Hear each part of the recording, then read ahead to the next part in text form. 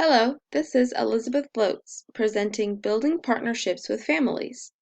This is for the class ece407 Infant and Toddler Mental Health, taught by Dr. Rachel Holmes. In this presentation, 4 topics will be addressed. The first topic is interventionists take time to get to know the family. Early interventionists serve not only the child with special needs or at risk, but the whole family as well. This is a holistic approach since it is counting the family as part of the child in the context of development and therefore needs to know the family in order to understand the whole child. There are multiple strategies to ensure time is taken to get to know the families being served. Opportunities arise on both ends, this meaning the parents and families' ends and the professional and interventionist ends. It is most effective when both the parents and the professionals acknowledge the need to get to know each other and involve the family. Steps to do this are multiple, and here are just a few. Interventionists can ask about concerns. This way, they can connect with the families about what is important. They can offer community activities to learn what they enjoy. Invite them to participate in developing all details of the plans. They should be involved in most of it anyway. Engage in each home visit with all members of the family. This includes siblings, step-parents, grandparents, whoever is actively involved in the child's life. And finally, explain every activity the child is taking place in. This is referring to all of the intervention methods being used. Another topic is family strengths are identified and emphasized. In getting to know the family, strengths and weaknesses will be seen. This is important and should be a purposeful act. Law mandates a family-centered intervention, which therefore uses the family's resources and strengths to further develop the child. Interventionists have developed ways to identify the family's individual strengths. This can be specific traits or characteristics or resources, trainings, anything really. They can be used to build their own confidence as parents and help the child. An assessment of the family based on this topic is a great first step in getting to know the family, which was the first topic addressed, and connecting with them to find out what help they need. There are many ways to do this, but in this presentation I will mention 5. They can identify what they view as their strengths through conversation. They can outline and document the resources available based on their self-defined needs. They can explore resources they may or may not have been aware of. They can discuss past concerns to identify current needs.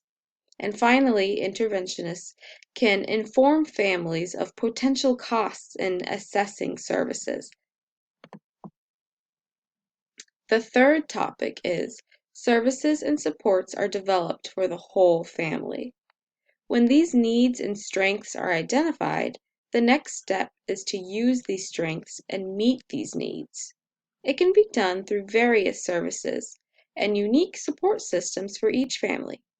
After all, each family has different resources, strengths, needs, and overall characteristics. There are many ways to do this. A collection is listed here of options, but it is far from complete. Parent support groups for similar disabilities. This is a social and emotional support for many families, no matter what disability they are dealing with. Family therapy or counseling. This can bring the family together and help train them on how to work with each other as they meet new changes. Federation for Children with Special Needs. This is a national organization that offers information on many disabilities and the resources that are available for each disability. Finally, our fourth topic is Role of the child with a disability. We have focused on the child in the context of the family thus far, but it cannot be forgotten that each child is unique and the center of every intervention and goal. They are unique because of their own characteristics, personality, traits, and even their own disability can be unique as every single one has a spectrum. Children with disabilities are hopefully to develop within the intervention to meet their own needs and perform needed functions with ease. This means the child needs to participate in their own development and be active in their learning. Once again, there are many ways to do this. Strategies are used by the family, the interventionist, and the whole team of intervention to facilitate the child's participation and active growth. Here I have 4, but if you ask anyone on an interventionist team, parents of a child with a disability, or anyone in special education, they can tell you that the list is endless of all the ways to facilitate learning in a child as they learn how to work with their own disability. The 4 I mention are: modify the environment so each child can access all materials. This may be to help a child in a wheelchair move around, or a child who has fine motor problems, any kind of disability that restrains them from moving as a typical developing child. Provide anticipatory cues. This is referring to whenever changes are to come and a child may not respond the way a typically developing child would respond. Place them in least restrictive environments. This is an environment that is most natural to the child. Hopefully it is one where they are able to experience levels in all domains, including social. Finally, reduce stimulation to avoid excess stress. This may be background noise, or lighting, or color contrasting.